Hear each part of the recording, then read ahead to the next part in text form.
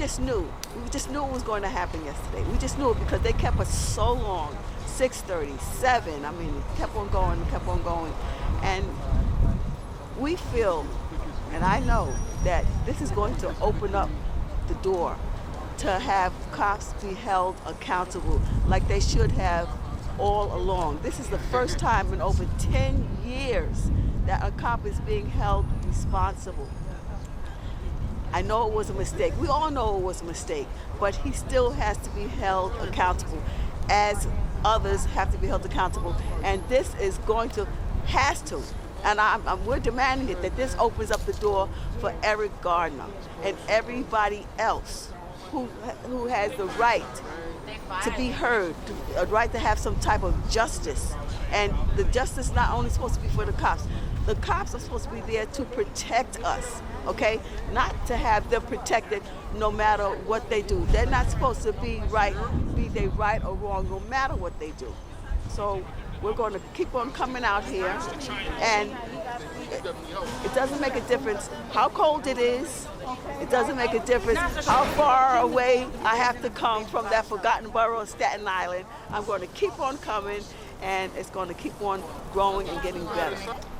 You know what? I felt nervous and intense when we was in court, and you know I had my finger crossed, and you know what? When I heard that guilty verdict, oh my God, I felt so good. It felt like if I was born again. And you know, this is a victory to the people right here, and it's not done. This is just the beginning. But you know, we have a lot of work to get done. But this is one victory right now for the people, and I felt really great about it. You know, there's no accident in pulling a trigger. He had his finger on that trigger finger, and he pulled the trigger. There's no accident about that, and he deserves to go to jail. Hands up to the sky! We're doing this for our time. Hands up to the sky! We do this for our kind. Hands up to the sky! We're doing this for our kind. What were your thoughts when you heard the guilty verdict yesterday? I was very overwhelmed. I was very happy that this officer got convicted because he committed a crime.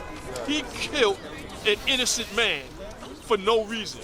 And the prosecutor proved the case correctly, exactly how it happened. So why are you here, today with all your sons? I'm here in support of the family of Akai Grawley and hoping that people can remember what happened with my son 21 years ago, where there was absolutely no conviction, no indictment at all in the officer. And this officer, like I said, remained on the force in our streets after murdering an innocent child. And now he is collecting his pension and everything. What kind of justice, what kind of system is that? What kind of system is that? Honestly. I don't have the answer for you. We need to really the people really need to take a good look at this system that we live under. Because of our solidarity and our love for Akai, we made a little step yesterday.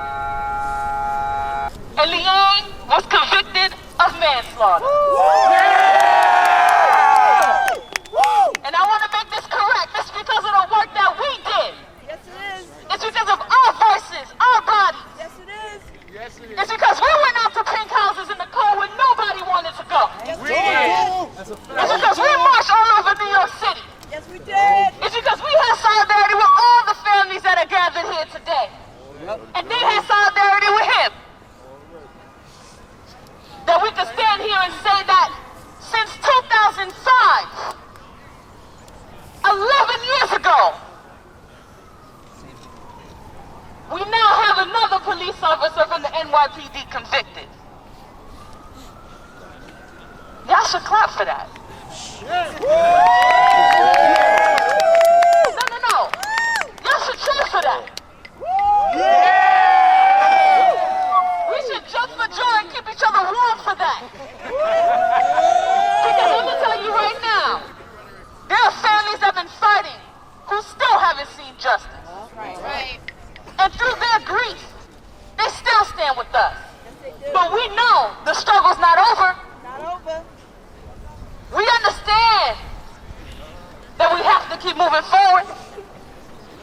Oh, and I don't know if y'all got the news, but Shaw Landau got fired today also.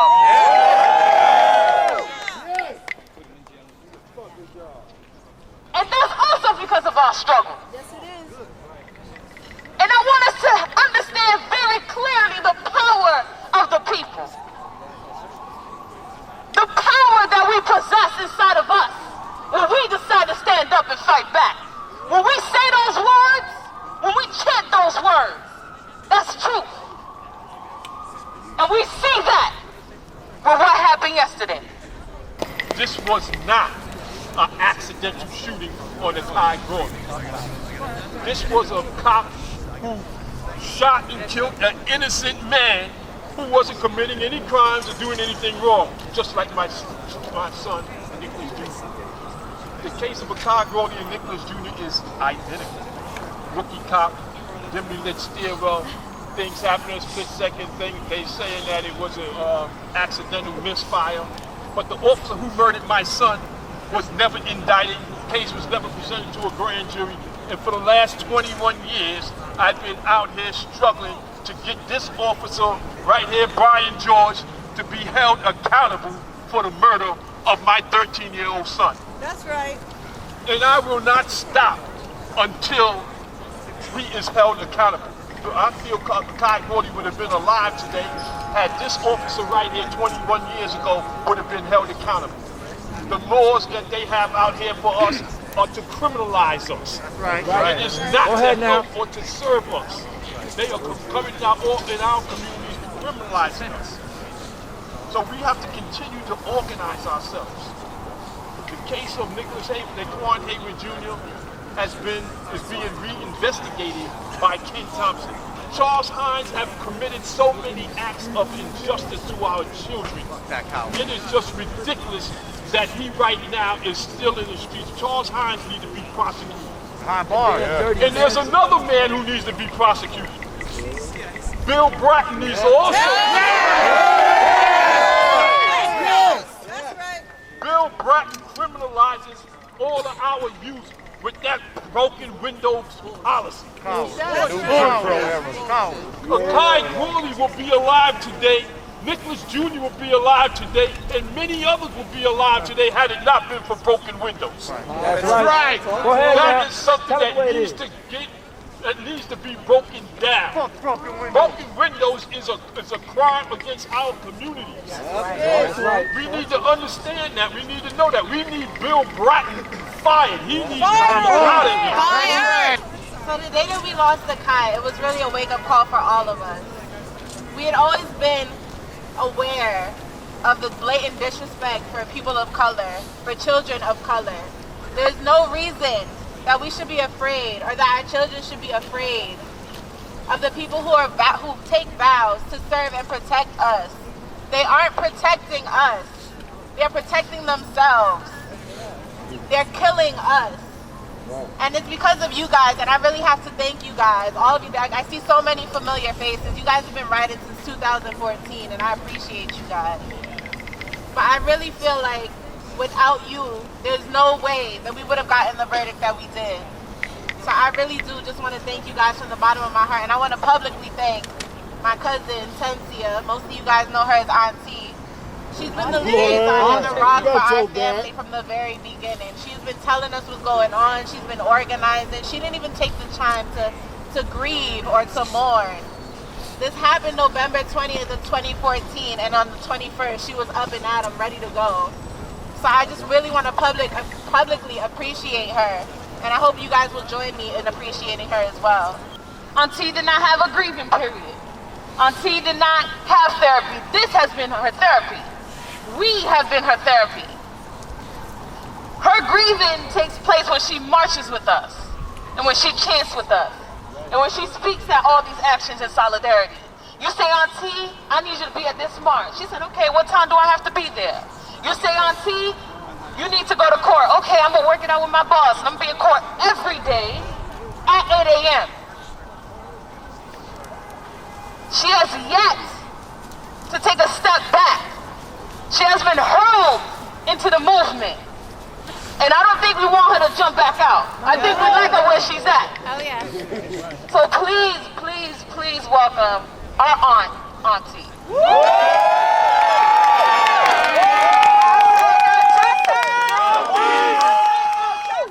No peace! I said no racist! Police! I said no racist! Police! Thank all you guys for standing in solidarity with not only myself but my family. You know, we have to realize and recognize that no matter what the verdict was, would never bring a Kai girlie back. Whatever the verdict was will not heal our wounds.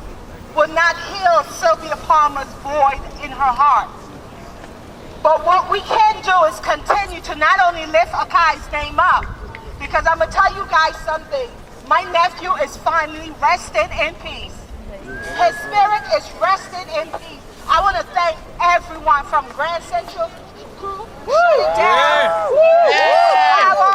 Malcolm X, Grassroots, everybody, so many.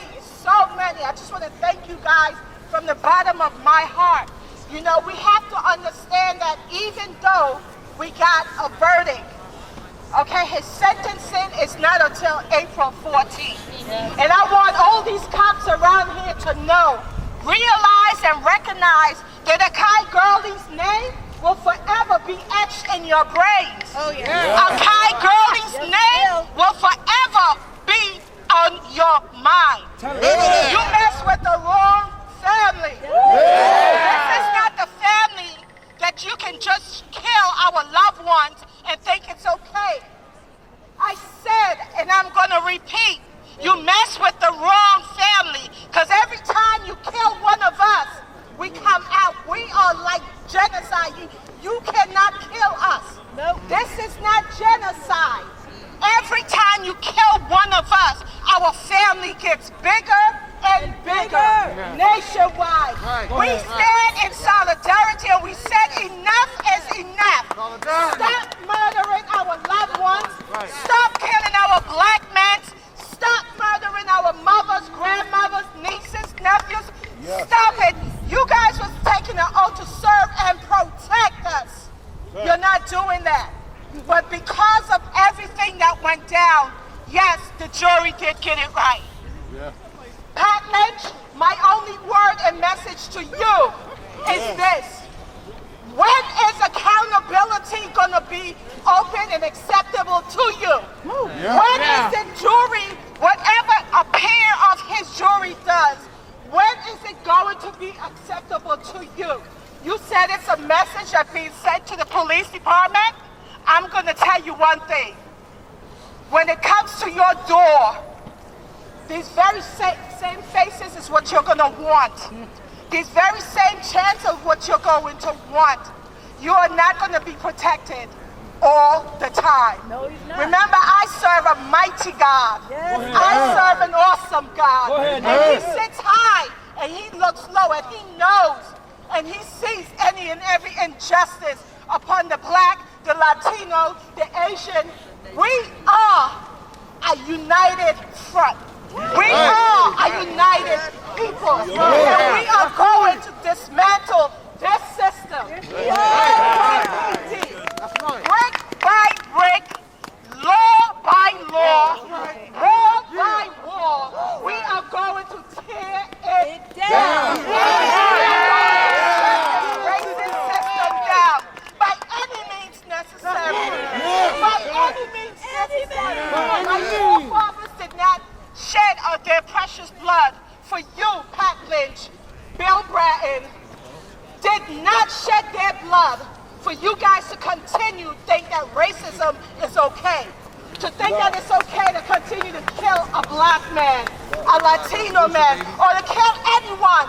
Enough is enough. No justice. No peace. I said no justice. No peace. I said no racist. Police. I said no racist. Police. Hands up to the sky. We doing this for our kind. Hands up to the sky. We doing this for our kind. Hands up to the sky. We doing this for our kind. Hands up to the sky. We doing this for our kind. My nephew wanted to be famous, but we did not know that this is how he will be famous.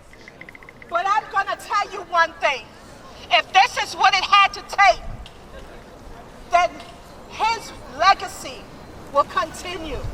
His legacy and his name will forever be known. Hands up to the sky. We doing this for our kind. We love you all, team. Technically, I'm really not finished, you know. I've been told to muzzle my mouth. I have been, for 1 whole year, 3 months, crying, shedding tears, sick, nervous, I'm wrecked. But yesterday when that verdict came down, I had to say thank you, Jesus. Go ahead. Because I did not do this by myself. To all the families of police brutality, to Malcolm Constance, Ramali Graham's mom, to Nicholas Haywood from day one. Nicholas has been, you might as well say he's my big brother, my road dog, whatever he wants to be, my homie, you know. But this man right here, when he told me his story, my heart immediately touched and felt what he was going through. But he was there for the encouragement, to strengthen me when I felt like giving up. But let me tell you guys something. When you have community, unity, and solidarity, you can't. Our voice is what's going to be heard. Our strength is going to be increased, not by popularity, not because of those that was lost, but guess what? For those that was lost, their lives were stolen prior to Akai Gurley, and those after. This fight that we won yesterday, and I said we, because no man is an island. It takes a village, you understand? And we are that village. We are the voice of the deceased. We are going to continue to fight until we can't fight anymore. So all my parents, all the families, everyone that has stood with me, everyone that has came out, strengthened me and encouraged me, I thank you guys from the bottom of my heart. We love you. We love you. You're welcome. Akai Gurley! No accident! Akai Gurley! No accident! Akai Gurley! No accident!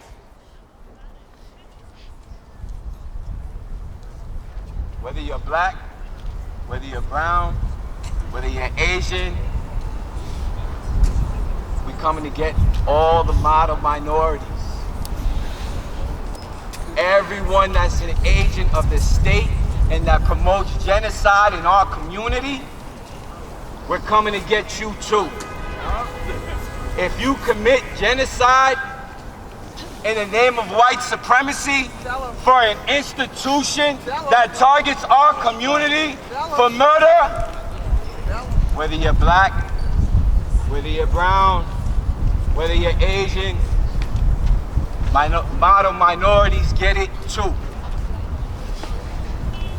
They're just as guilty as the white supremacist hands that commit acts of genocide in our communities. Yes. We are not going to let them sit on the sidelines and benefit in positions because they want to be lapdogs. Yes. Right. So when I hear people tell me, yeah, Peter Liang, he's a scapegoat. Nah, Peter Liang gets it too. This is a wake-up call for the folks in our community that want to be the model minority. You ain't never lied. We did this. Yeah. This crowd right here did this. Yeah.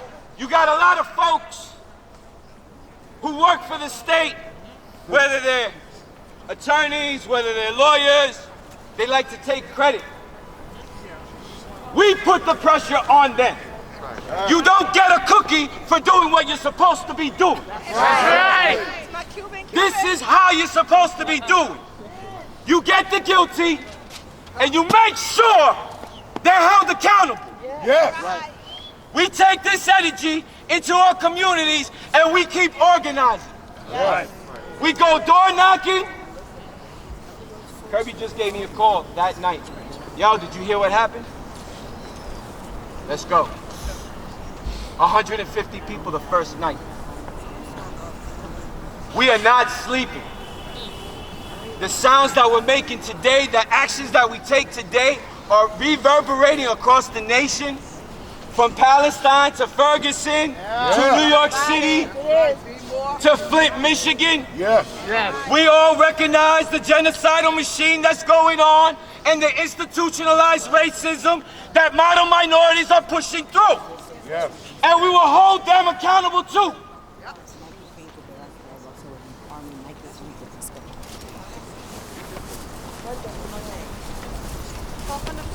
The Gurley family has had no time to rest. Kim, the young people, the children, Kyla, Sylvia, Mr. Palmer. This was their healing process. This is the way they made sure that Akai Gurley's name was living forever. Continue his legacy. And I gotta say, I'm just proud to be part of this movement and this revolution. All right.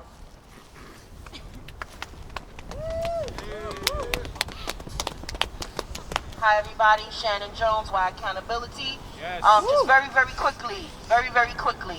I'm standing here in front of you guys as the mother of a 20-year-old black male and also as a NYCHA resident of the Morris houses in the Bronx. And what this verdict has proved today is that guns out in NYCHA resident is reckless. And they've been getting away with doing it for a long time. And because of a family-led community movement, not a non-profit industrial complex dog and pony show, that the only justice you get from them is a free ride to DC on a Saturday afternoon. The community put the pressure on, not suckers for the government. So that's your responsibility, because now we turn our attention, take this attention, it's going two places. It's going to April 14th, and it's now going to Nicholas Haywood Jr. Because it's the same goddamn thing. These cops running in and out of our our home. We pay rent. I don't pay rent to have cops in my stairway. I don't pay rent to have cops ask my son, do he live here? I don't pay rent to have cops with guns out upstairs from me. And we have proved as a community-led movement that that shit is reckless and it is ridiculous, and we're gonna put a stop to it. So Why Accountability once again demands the immediate firing of Commissioner Bill Bratton. It is through his racist policies it has killed us and destroyed us. Take that energy to April, take that energy to Nicholas Haywood Jr., because that's where we're going next, because it's the same thing. And we will get justice for that family. And we will kick these bum-ass, dumbass cops off of the force. You got a 93 average, but you didn't read the goddamn book. You went to Purdue, but you didn't read the goddamn book. You try to conspire and use your personal cell phone instead of getting on the radio. See, they conspire against you. Because he said on the stand he wanted to look for the bullet before he went down the goddamn steps. All right? So we here to spit facts tonight. Don't be going around talking about he a scapegoat.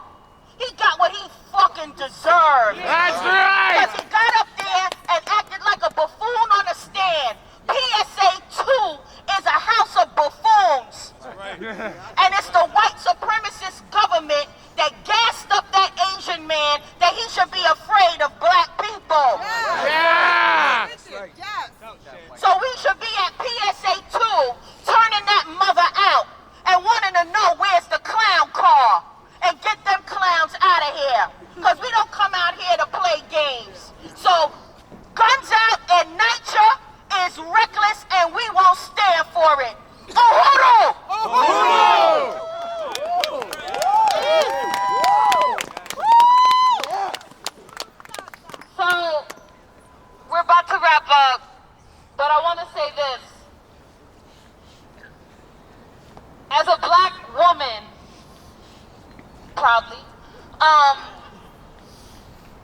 we have to acknowledge that women are also targets of police brutality.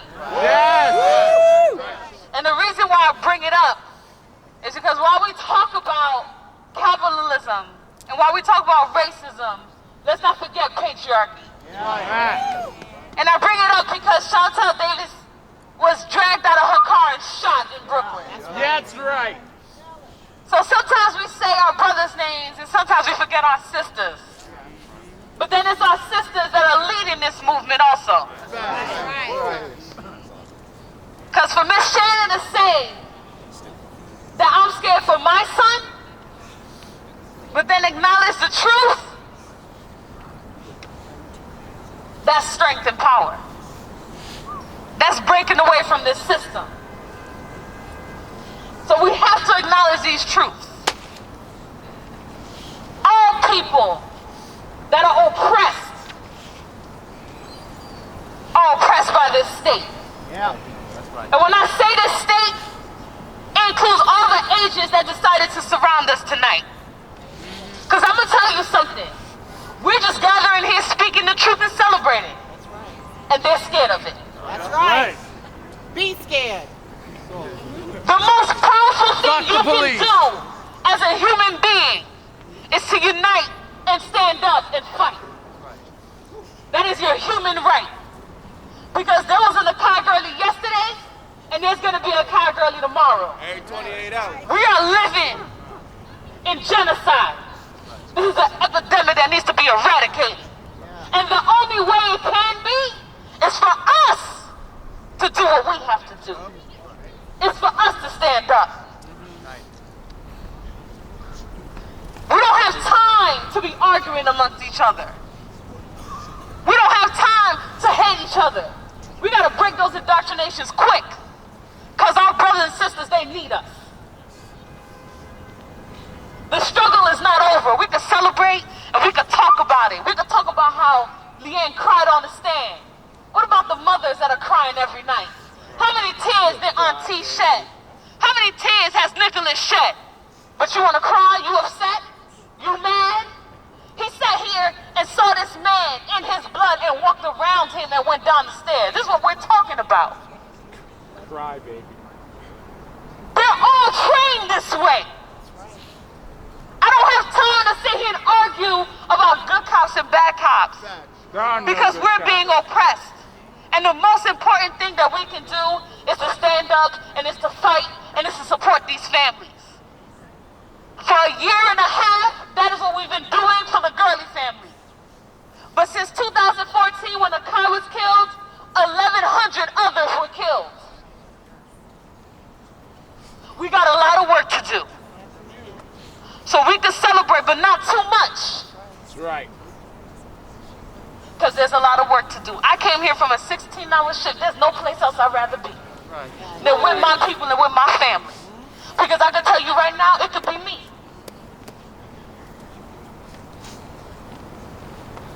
When Asada says it is our duty to fight for our freedom, let's not forget the second part. It is our duty to win. Because we can win. We'll win. You heard her? We will win. We have the power to. We have it. It's not foreign. Let's empower each other. Let's continue to fight. Thank you for coming out. Thank you for standing behind the Kai Girlie. Thank you for standing behind the family. But we have a lot of families to stand for. And we have a lot of work to do, like I've been saying. So let's rest up. And let's keep in touch and keep the work going tomorrow. Thank you. Thank you.